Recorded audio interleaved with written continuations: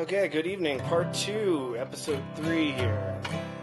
Just learning every week all this new tech stuff. Alright, I got a request for this next song. When My Time Comes. I sing it with the Smokies on their live release. And Andy and I really bonded over our love of Dawes when we first met.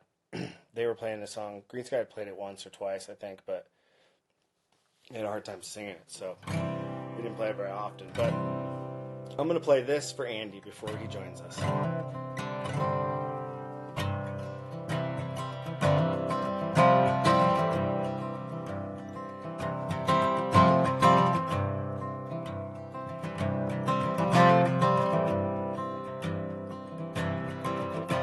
There were moments and dreams I was offered to save. I lived less like a workhorse and more like a slave. I thought that one quick moment that was noble and brave would be worth the most of my life. So I pointed my fingers, shouted a few quotes I knew, as if anything that's written should be taken as true. But every path I had taken, the conclusion I drew would put truth back under the knife. Now the only piece of advice that continues to help is anyone making anything new only breaks something else. When my time comes,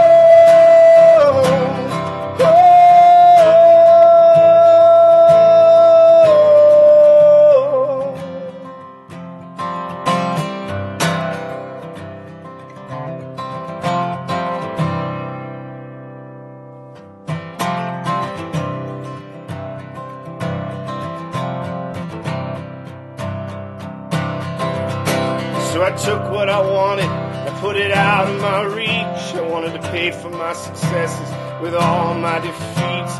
And if heaven was all that was promised to me, why don't I pray for death? Now it seems like the unraveling has started too soon, and I'm sleeping in hallways, and I'm drinking perfume, and I'm speaking in mirrors, and I'm howling at moons, while the worse and the worse that it gets. You can judge the whole world on the sparkle that you think it lacks. Yes, you can stare right into the abyss, but it's staring right back. When my time comes,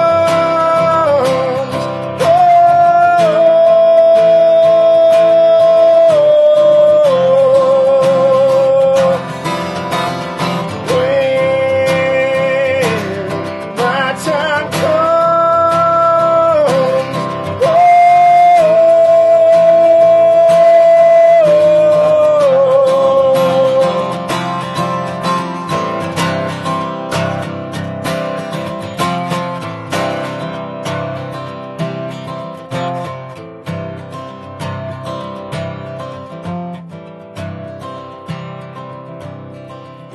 you can judge the whole world on the sparkle that you think it lacks. Yes, you can stare right into the abyss, but it's staring right back. When my time comes,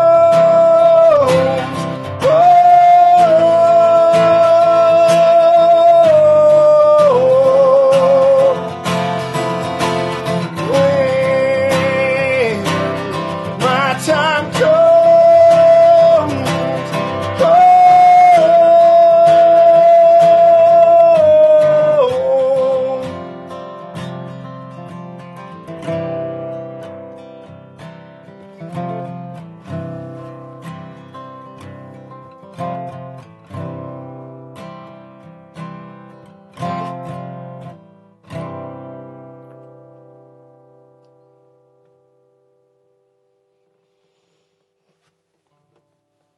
Yeah, Dawes right there, Taylor Goldsmith. He is a great writer. I mean, first time I heard that song, that first verse, there were moments of dreams I was offered to save. I lived less like a workhorse and more like a slave. I thought that one quick moment that was noble or brave would be worth the most of my life. Damn, dude. All right, Dunnigan, join us if you would. Look at this. I think I know how to do this now. Oh, nope. Where are you, Dobro Hobo? Did you request to join? There you go. Man, I thought I was going to be all slick that time. That was pretty.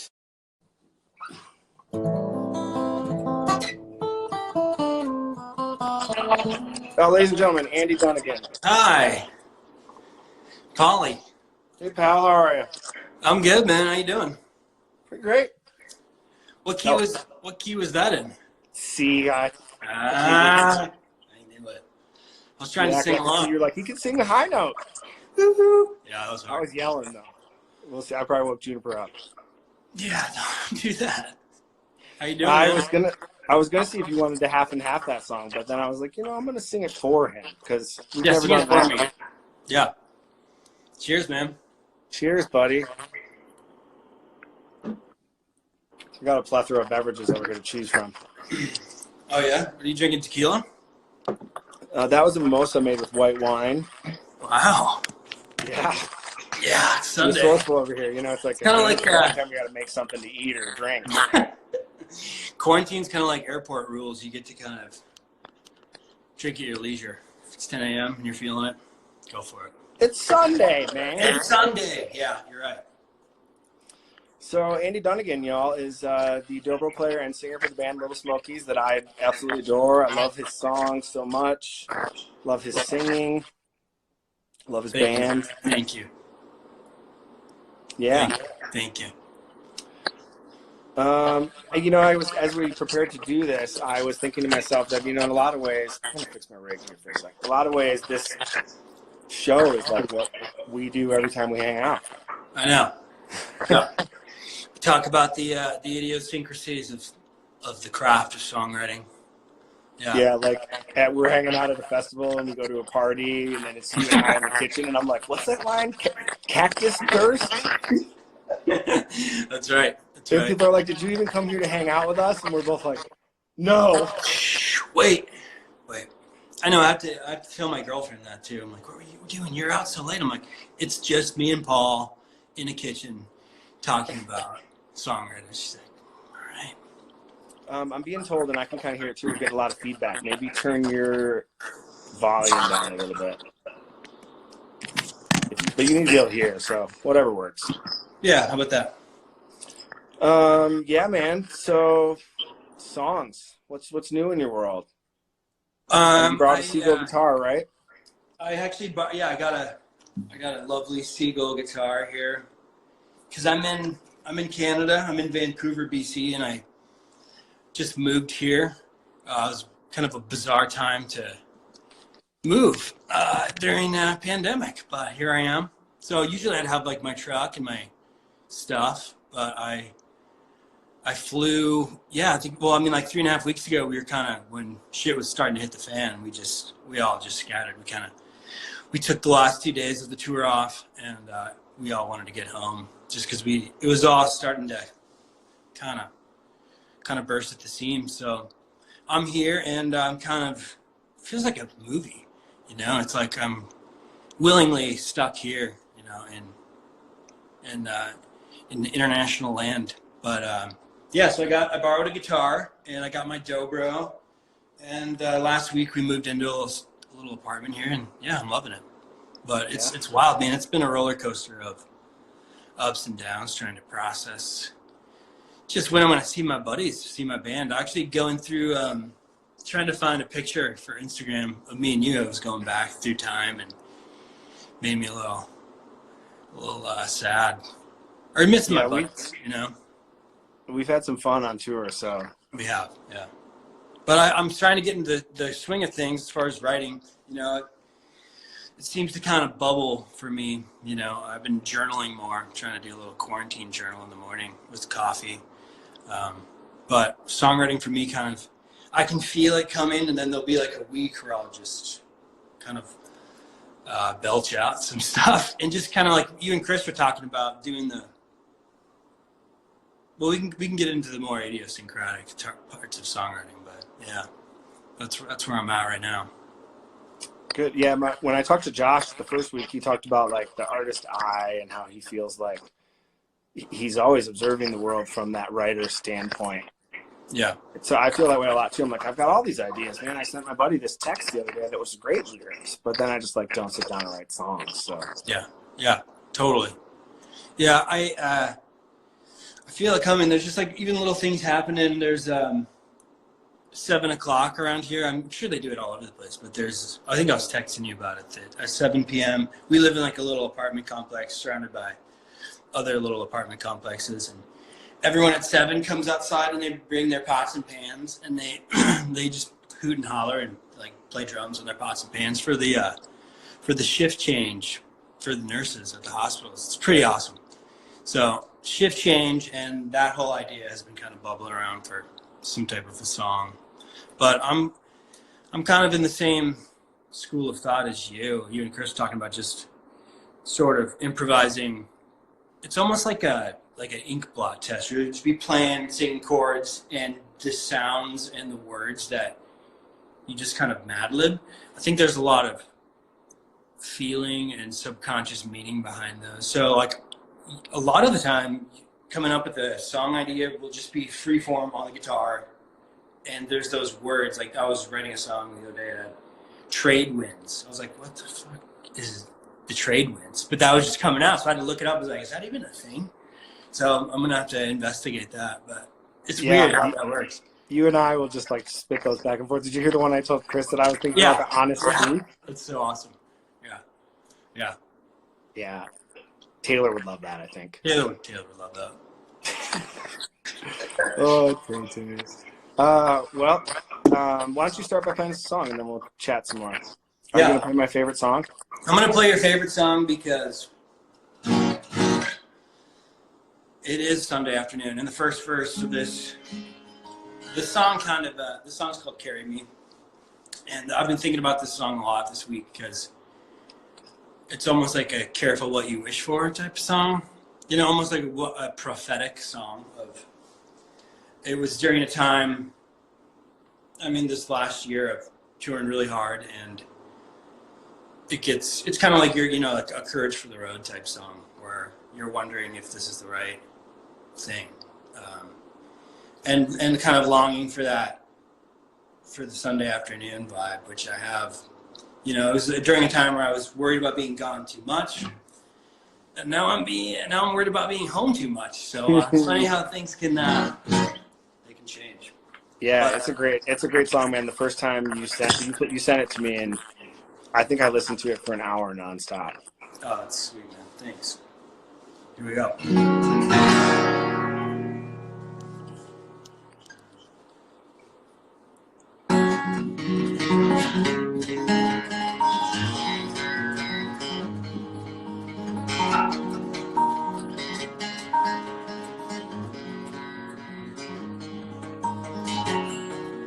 I need another avenue with a hush, seal, Sunday afternoon.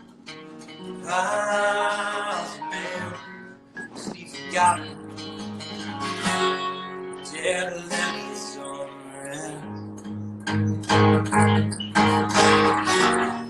These dreams, yeah, the buildings on the road. We strive to find reasons for wrong. Can't feel the end of the tunnel. Now it swell over and over and over again. These roads we follow, just give her a shoulder. She knows there's no fear, and I won't let you go. So long, long, long.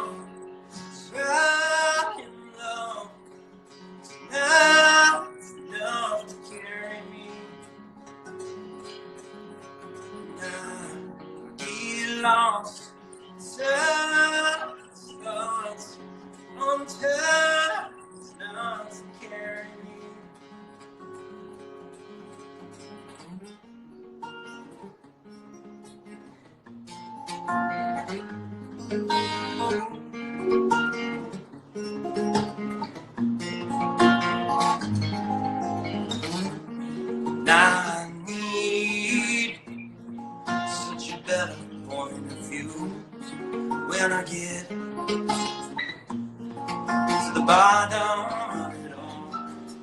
Can't see the end of the tunnel. Now it's just swell. Over and over again.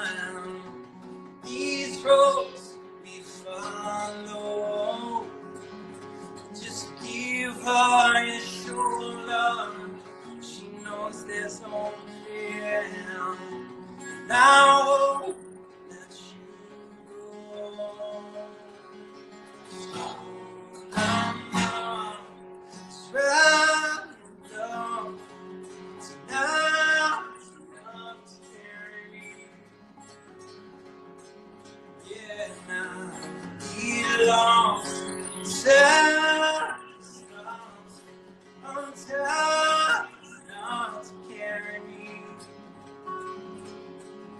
Tonight, you're enough to carry me.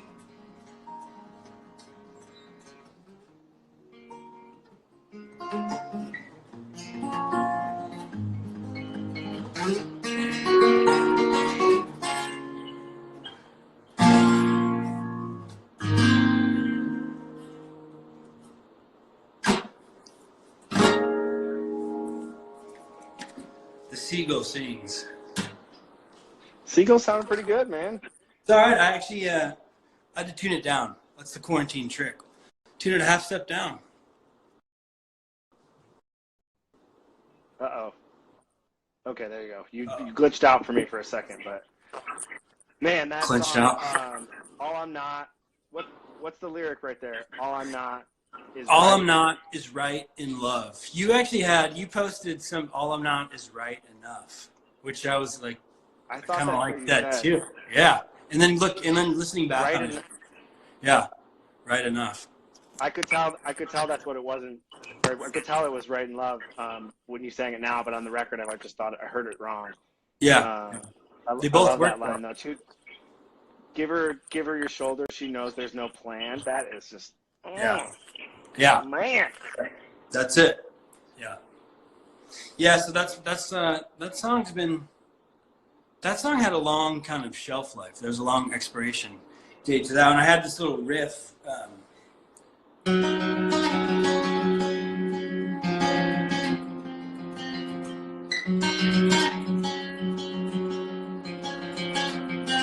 And I was like, what? It just wouldn't let me, I couldn't get it out of my head. And that was like probably a couple of years ago.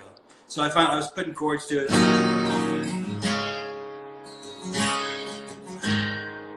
And then again, it's just kind of that, me mumbling into my phone on voice memo.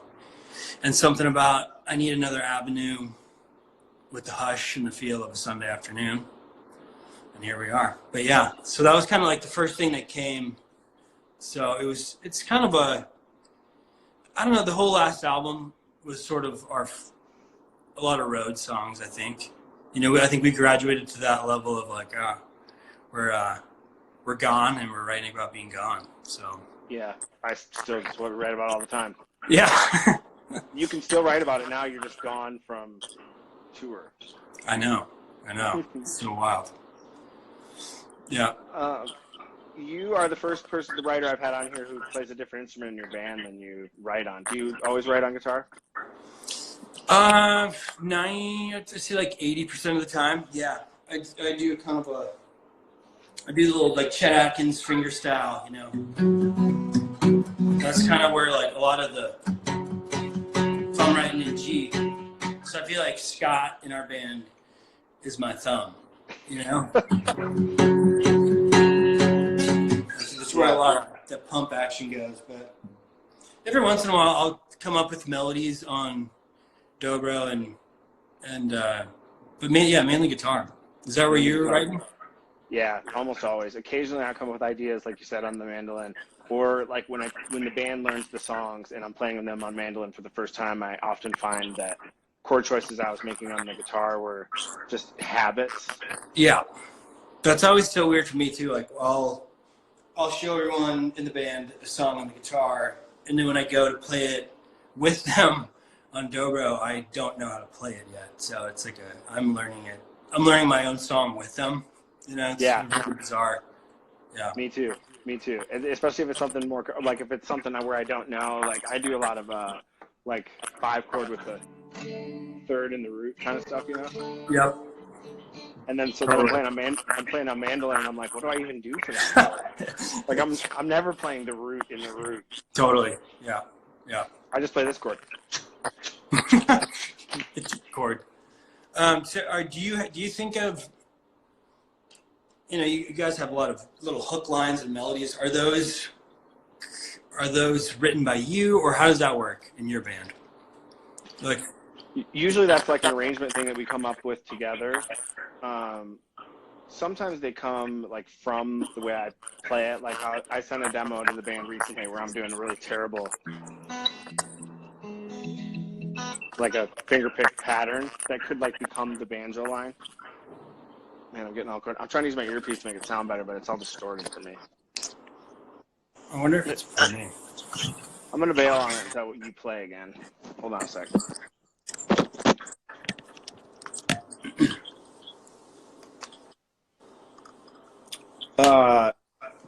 Yeah, so we kind of come up with that stuff as a band usually. And sometimes, like the demons, like we came up with messing around, I was playing mandolin, and sometimes I'm coming up with those and then we're elaborating on them. But Anders is a really good hook writer for our band. It's kind of like his job, you know. Everyone's got their role as a drumless ensemble, and the banjo's rolling, and he's just kind of soaring melodies over. Yeah, that's a really fun part about evolving with the band. It's kind of like when you get to the little woodshed practice session, or you're starting to, you know, arrange new tunes. You know, everyone has their role kind of dialed in, you know. But yeah, it's kind of the same way. Sometimes I'll have melody, hook line, even like that one in Carry Me that I was showing you. Like I gave that to Rev, and I was like, obviously I don't want this verbatim, and he came up with his own little cool line that was kind of a spin-off of that. And that guitar part's so cool. Yeah. Yeah. So, the melody you play at the end too. Yeah, that was kind of the eerie. That song, it definitely has an eerie feel to it. But I mean, it's trying to be hopeful, I guess. I don't know. It's I'm not very good at writing hopeful songs, but I'm trying. No, you're doing it, man. You guys for me are like, and your songs are like what I hear people say about my songs for them that got them through the tough time or something. I've told this before. Like, I talked about our friend that passed away when we played the Bells shows, and the Lil Smokies were the opener, and I sat there on the side of the stage, and your music was that like healing catharsis for my pain before I could perform for the fans. And it's still a lot of those songs, Feathers and Fences. I remember that day too. And I mean, I remember you also talked to me about after the show going out and talking to people, you know, and you're really good at that. I'm still trying to, but it's so nice to talk to people after the show and get those little stories, you know, because I feel like if you don't do that for a while, your role can fade along the way. But even like, you know, a bad show, you can go out and talk to somebody and they have a couple really sentimental stories about certain songs that have got them through some really hard times. And I mean, that's why we do it. You know, they're cathartic for ourselves. And then the fact that they help other people that's insane. That's unreal. You know, it's really cool. Yeah, it's awesome. Do you have any of your own songs that are that way for you? Like now that you're not out playing live, or is there a song you need? For me, it's In Control. Like when I perform that, since I'm saying I'm not out of control, it's like, hey, self, get it together. You know, like if enough time goes by and I don't perform that song, like I might lose control. Yeah. No, Feathers is kind of that one for me. Just kind of keeps me in balance a little bit, you know, and don't sweat the small stuff type of ethos to it. Even right now though, just singing that, I mean, I feel singing and playing it really does help. I mean, as corny as it sounds, it's like, man, it just, and I think it's been tough the last week juggling the weight of all this, you know. But man, you got to do what you got to do to stay afloat. And it felt good marking my territory in this apartment complex. So you can hear Danny Dunnigan roar right now. Danny boy. Yeah, it's good. What else are you gonna play for us? I was gonna play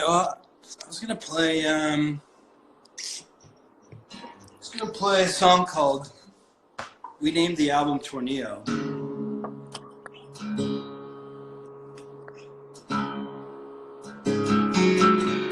And it's after this song. This song was a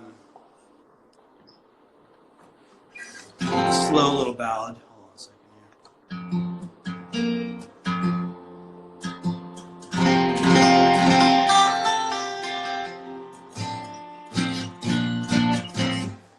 I don't even have a pick, but I'm making it all work. You need me to mail you a pick? Yeah, I got one coming. We'll talk about the song after. The song's called Tornillo, though. Let me get this thing back a little bit.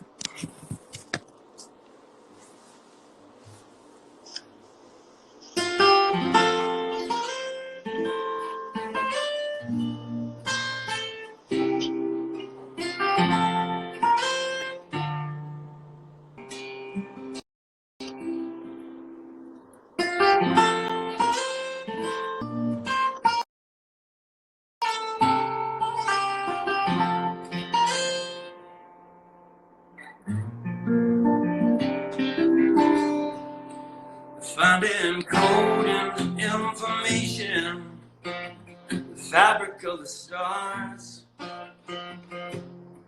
I know we need not go that far. See the way times our provision, the feelings supersede. Like you lying beside me. Ooh, time flies so fast, it's true. Everything slows and I'm with you. Everything slows when I'm with you.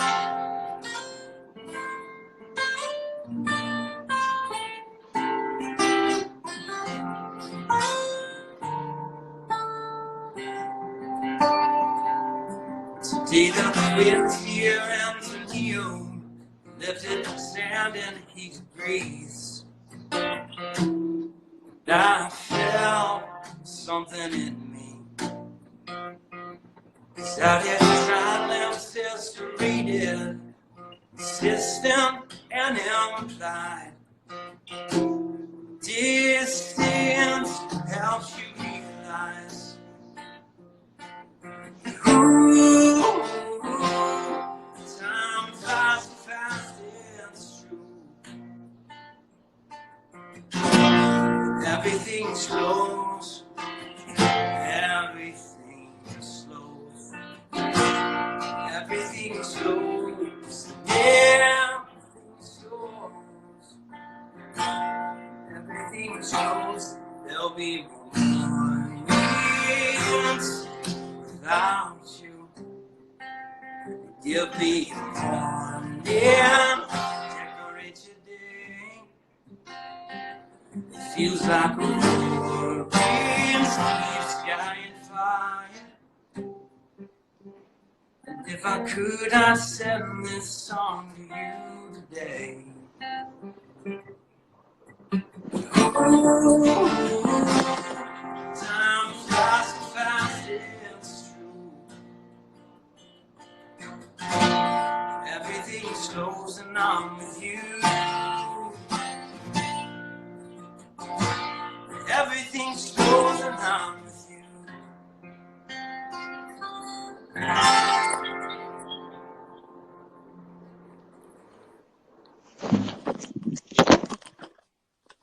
Yay! Yay! That song's beautiful, man. They all are. You write beautiful songs. Thanks, man. Appreciate it. Yeah. Yeah, that one was that was kind of a long expiration date on that. Had a long shelf life too. And we started working on that one. That was probably the last tune in the batch for the new album. And when we were working on it as a group, it just didn't feel. It felt like something off of like the Ken Burns Civil War soundtrack or something when the banjo and Like it was so like real old timey, like from. it was really it was like this is just too weird. So Rev came up with like a piano arrangement, and we decided to throw it on sort of the last track and just have a really stripped down. Well, the beginning's just kind of piano, me, Jake comes in, and then we kind of added a bunch of layers with Mellotron and a bunch of like horns and stuff in the studio, but it was really fun. And it was kind of it was a song that was being written sort of like in the control booth, you know, as it was happening. So I'd never really done that before, and that's not how I usually roll. I like to have things pretty thought out, but it was nice to just kind of let go of the control and watch it as it kind of filters in. So yeah, I think maybe you'll find too that will evolve more and more, because like those early records for the band, like I'm sure you were playing all those songs live because totally we're becoming a band and needed them, and then you have to go in and like record something that already exists. Yeah. As opposed to like when you get to a point where maybe you haven't played the songs live before, and the unlimited potential when you're. Oh my God, it was so cool. I mean, it was that last part of the studio session where I was like, man, I get the magic that can happen, you know, especially if you have ample time and you're writing, and there's a certain chemistry that happens, like just living in that moment, and everyone's dialed in. Yeah, it was really fun. Sweet, dude. Yeah, man. I forgot what I was just going to ask you because I was just like, I was in the moment. I saw you looking there. I was like, as you saw that. It's like, hey, buddy. Yeah, you get so good at just like expressing your ideas in an open, safe place with your bandmates. You know, like when you first come together and you present a song, you're like, you're real gung ho about all your ideas, and you have to present it as this thing that has merit. You're like, this is how it goes, and it could do this, which would be sick, or it could do this, which would be awesome, or whatever. Yeah. And then after a couple days of that, you get to a point where like you're like, what if it does what if one of the beats is weird? And that's all your idea is. Like, it's that simple, and you just say it out loud before you even think it through, and then someone else is like, I know exactly what you mean. Yeah. No, we were getting into that. We just playing things backwards. And I think it was kind of definitely sophomore, but it was like, oh man, there's just literally an endless possibility. You know, Rev had a song where he would like put a helicopter sound over it, and you know, it was fun. We got to I mean, tastefully fuck around. Tastefully fucking around.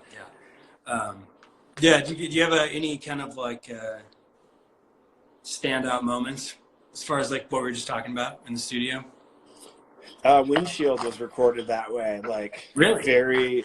You know, the idea is just that repetitive chord progression, and like this idea that it builds and the melody changes throughout the song. It was kind of an exercise I was experimenting with, but I was reading the David Byrne book, How Music Works, and he talks about recording in the control room, and you can switch the polarity of the speakers, which is a nerdy thing, and it means basically, for those that don't know, the sound wave goes like this, and if you have two mics, you want the sound waves to be together, but if you switch them and they go like that in the studio, you can sing in the control room in the exact center, and the reverse polarity cancels out the speaker sound.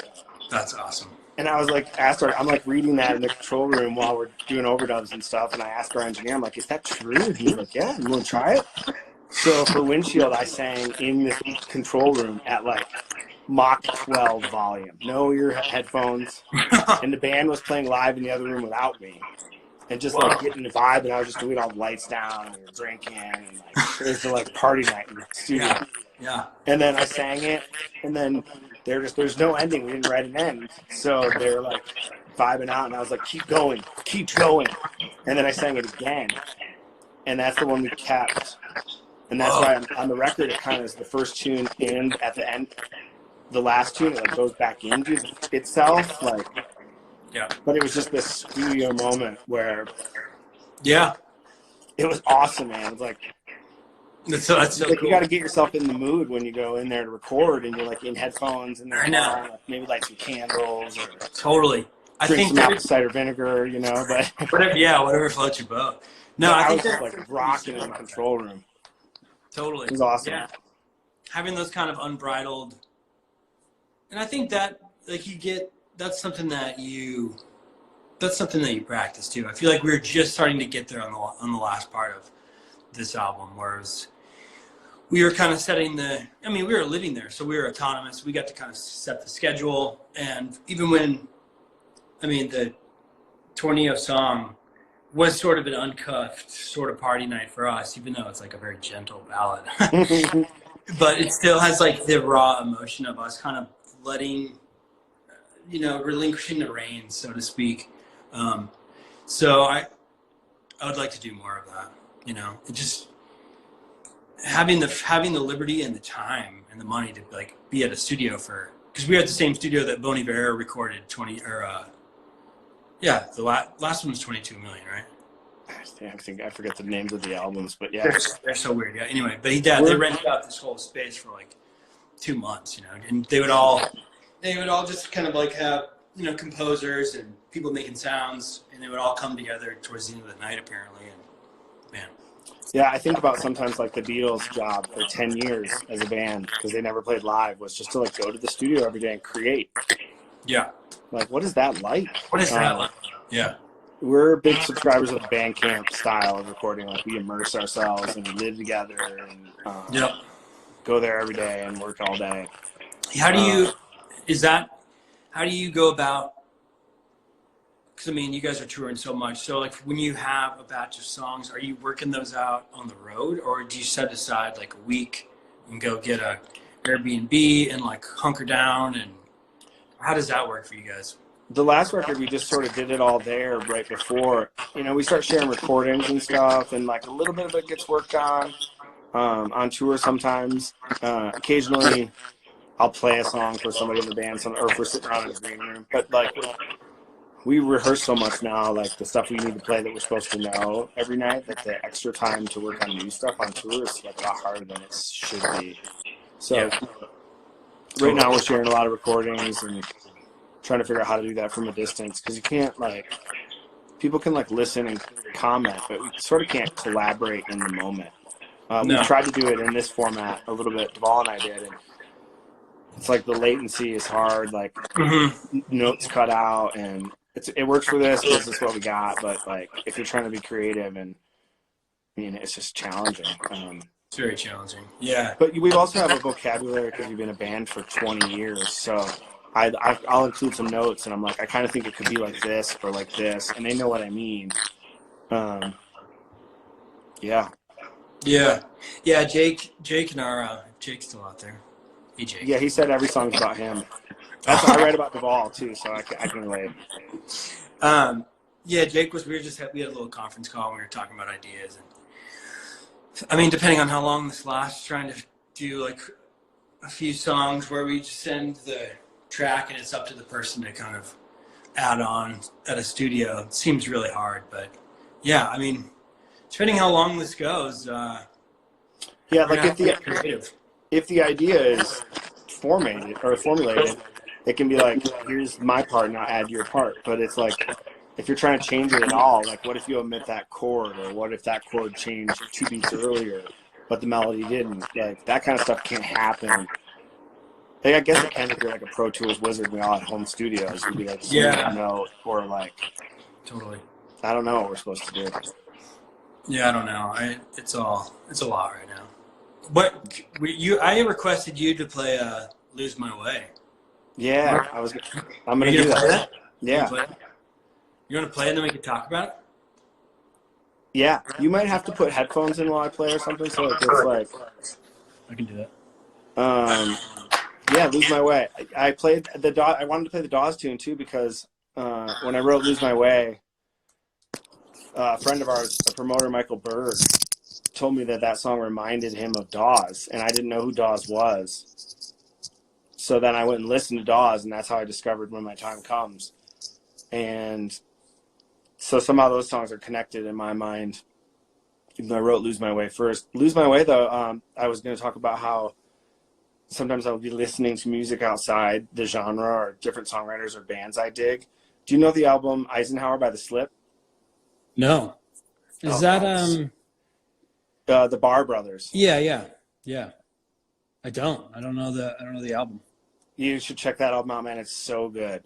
Cool. There's this song on there, Aeroplane, and it's like there's a chorus that he doesn't sing that happens before the chorus is like they do an instrumental chorus first.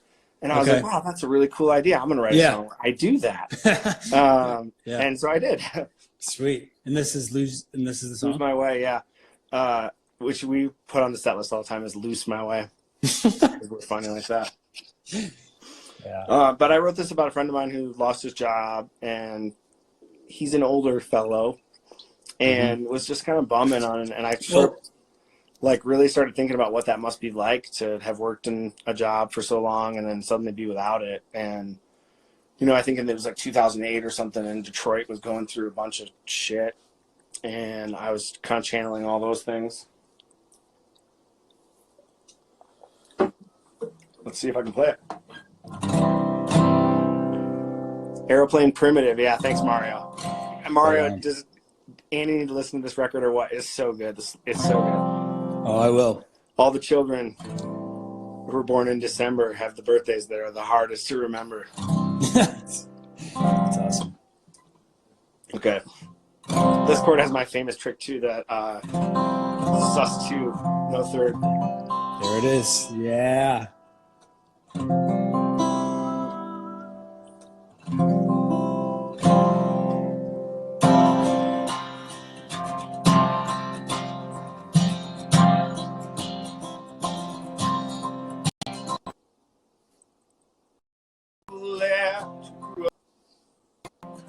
Sticking through all this fear, we are few but courageous.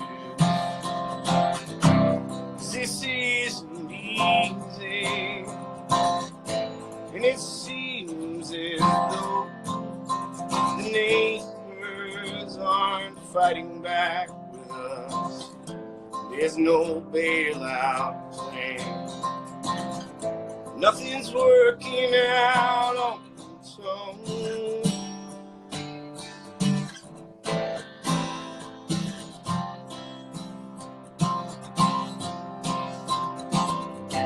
We're going broke out here, we aren't alone.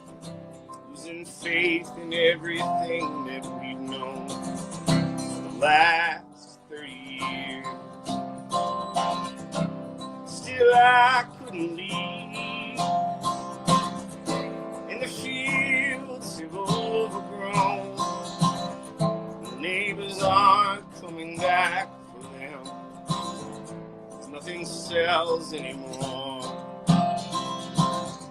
So there's nothing to buy.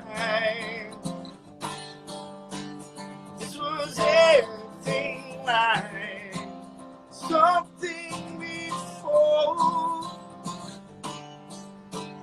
And I might know what to do.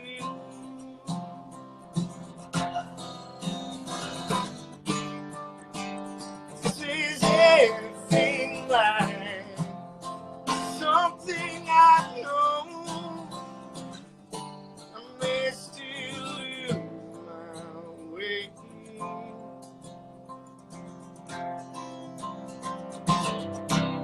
4 years and I found no word, only what little's left of my faded self-worth, and it's for sale if it could help. There's no pride in this, and the house will fall. while the neighbors got out in time. Cris, nothing here left to show, and I'm lost in my home.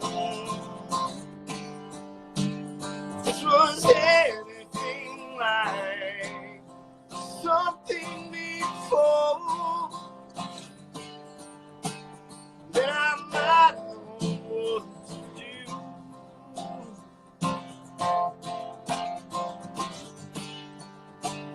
This is anything like something I know.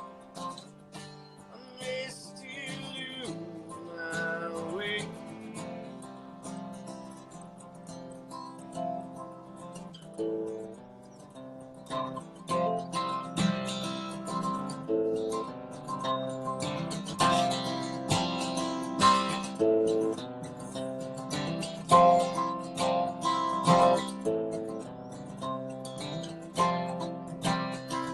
Come take one, then baby take it all.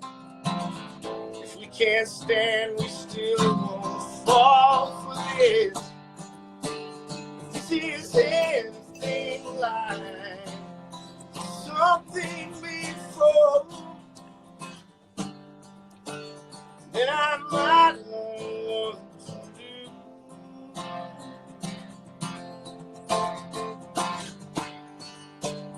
This is anything like something before. I may still lose my way.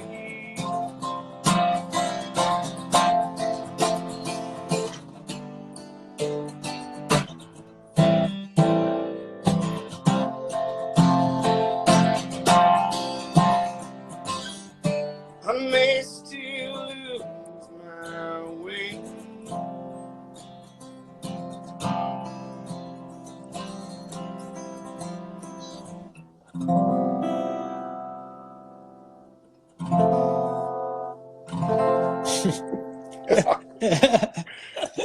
Every time I put the third in there, it just doesn't sound right in that song. God, that was really good, man. I love that song. Thanks, man. When I wrote it, it's funny, I thought that chorus I thought was like so country, like pop country. Really? I remember I texted Anders or something. I was like, I wrote a pop country hit. And I thought I was going to like sell that song or something. That's good. And someone just asked what album that's on. I have no idea. Handguns, maybe? I think it is. Yeah. Man, it's really, really, really good. Thanks. It seems. I mean, I can see how you can see it being a little pop country, but I've heard it too many times with Greensky, so I can't. Yeah, Greensky definitely unpopped it. Something about the way that I throw my voice in it. Sometimes I don't even know if I'm going to be able to sing. It just sounds like that a lot. If it's like late in the night, I'm like, the opera sessions. What's the first verse? There's not a lot of people left who grew up here, sticking through all this fear. We are few but courageous, because this isn't easy. Okay, cool. That's hooky. I always kind of go off that Paul Simon school of thought too, where he talked about hooking people right off the bat with that first verse. The Mississippi Delta was shining like a national guitar. You're drawn in immediately. So you're really good at doing that. Thanks, man. Those are often the ones I write first, and then I have to figure out how to keep people's attention. Yeah, I'm always like, as soon as I have the first verse, I'm like, that's like 75% of the battle. I always want to have that really good kind of lure, so to speak. Well, I think we're going to run out of time here soon, so we ourselves have taken almost a full hour. I appreciate your song so much, man. I love hanging out with you, and seeing you right now is just giving me some joy that I needed. Yeah, you too, man. This is a good day. Thanks for playing my request. Yeah, of course. Thanks for playing all the tunes. Let's do it again. Everybody follow along. That's Andy Dunnigan from the Lil Smokies. Make sure you listen to all their music. You'll feel better. Yeah. Thanks, Paul. This is awesome, man. Made my day, truly. I love you, man. Be safe, everyone. Love you.